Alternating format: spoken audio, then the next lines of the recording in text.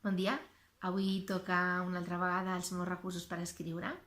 Us ensenyaré una tècnica que vaig aprendre participant en un concurs, que era un concurs de contes que es feia per la ràdio, i on els participants ens demanaven que comencéssim el conte que volíem presentar al concurs amb la última frase del conte que havia guanyat el concurs anterior.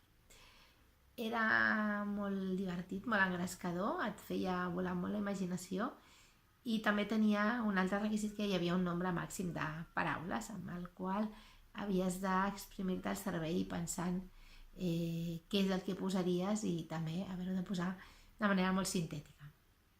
Aleshores, anem a fer una prova. Per exemple, com ho podríem fer això nosaltres? Doncs agafem un llibre qualsevol. Jo ara agafaré un llibre de prestatge.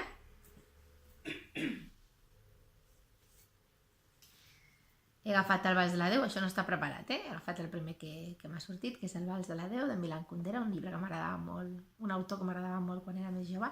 I ara obriré una pàgina a l'atzar, a veure, i miraré una frase a l'atzar.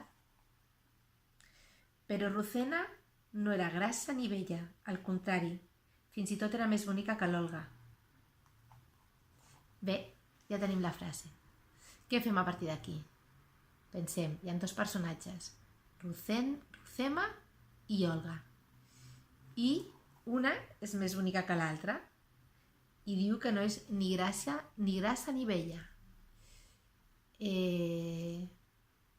Ens podem imaginar qui són aquestes dos personatges. Potser són germanes, potser són mare i filla, potser són companyes de classe. Vosaltres feu volar la imaginació.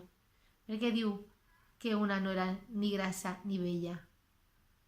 Bé, jo m'agafo com a repte per a la setmana vinent, pel conte de cocreació, fer un conte que comenci per aquesta frase. M'encantaria que algú de vosaltres o una de vosaltres també intentés fer un conte amb aquesta frase d'inici i poder-lo llegir aquí al canal. I a veure què surt. Segur que surt alguna cosa interessant. I res, fins aquí el conte d'avui. Moltes gràcies per haver-me escoltat. Que sigueu molt feliços. Molts petons.